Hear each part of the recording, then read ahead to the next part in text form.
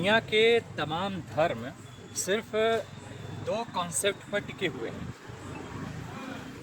स्वर्ग और नरक। यह करेंगे तो स्वर्ग जाएंगे, ऐसा करेंगे तो नरक जाएंगे। हमारे भारतीय दर्शन में एक नए कॉन्सेप्ट को जन्म दिया है और उसका नाम है मोक्ष। ना स्वर्ग है ना नरक है, ना अच्छा है ना बुरा है, कुछ भी नहीं है।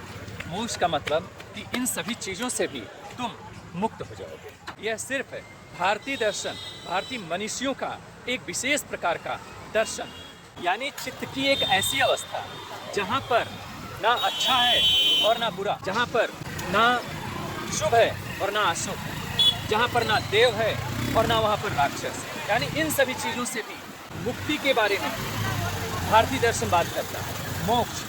अन्यथा तमाम धर्म सिर्फ और सिर्फ दो विषय पर निर्भर करते हैं, दो चीज़ों पर टिके हैं, एक स्वर्ग और एक नरक। अगर ऐसे कर लो तो स्वर्ग चले जाओगे और ऐसा कर लो तो आप नरक चले जाओगे।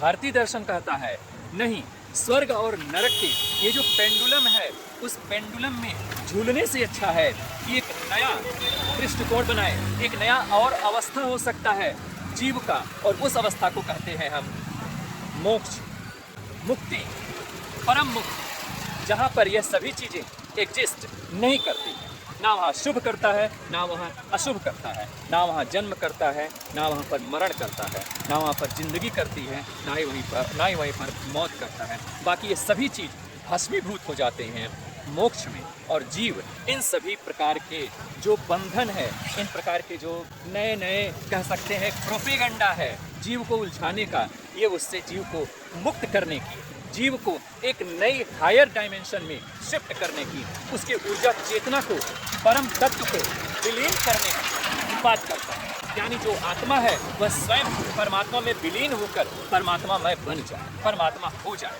न कि परमात्मा के तुल्य बाहरी आकर्षणों में भटकता रहे। कभी लालसा शेष हुई तो वो स्वर्ग चला गया, कभी लालसा से छिन्न हो गया अगर मन तो नरक चला गया। स्वर्ग और नरक का जो कॉन्सेप्ट है, इससे भी बड़ा एक बहुत बड़ी अवधारणा न कहें बल्कि एक दर्शन कहें, और उस दर्शन का नाम है मोक्ष। यानी भारतीय मनीषी, भारतीय दर्शन, भारतीय तत्ववेत्ताओं ने एक नए प्रकार की चीज़ों को देखा जिसे कहा जाता है मुक्ति, मोक्ष। मोक्ष की यात्रा पर आप भी आगे बढ़ें। आपका कल्याण, आपका